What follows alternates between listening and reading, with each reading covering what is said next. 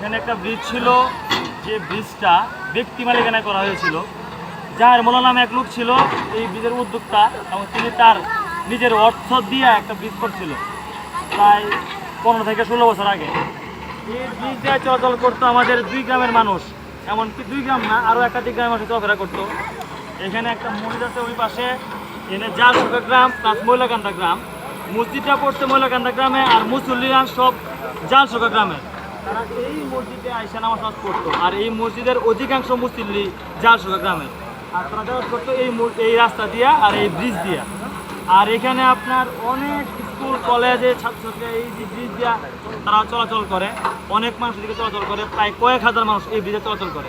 কিন্তু এখন এখানে একটা ছোটো কালভার্টের মতো ছিল, যে কাজটা আজকে তারা কাজ ফিনিশিং দিতে গিয়া সেই কালভার্টটা তারা ভাঙ্গা তারা কাজ ফিনিশিং দিতেছে তাদের কন্ট্রাক্টের কাজ শেষ করার জন্য।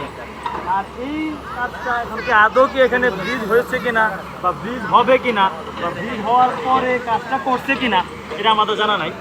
তো আমরা চাই এখানে একটা, যেহেতু তারা কনকারের কাজে এই জিনিসটা ছোট হয়ে গেছিলো, একটা ব্রিজ হোক আমরা এখানে চাই।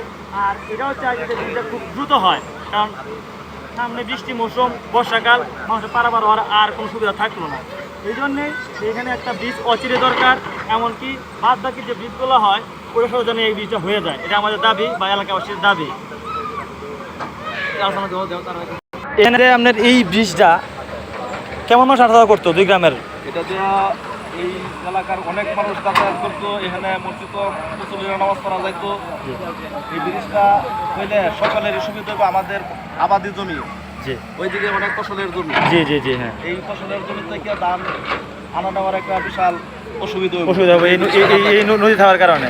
থাকার কারণে এই ব্রিজটা হইলে আমাদের এলাকার সকল মানুষেরই অনেক সুবিধা হইবে। জি।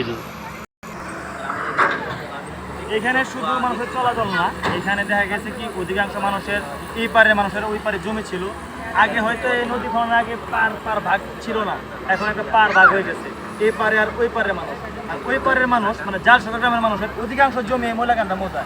এই জন্যে তাদের যাবতীয় চলাচলের জন্য এই ব্রিজটা অতি দরকার, জলবিদ্যুৎ দরকার। আমরা চাই খুব দ্রুত যেন এই ব্রিজটা কার্যকর হয়, এই বলে আমার দাবি। এখানে রাখলাম। আসসালামু আলাইকুম।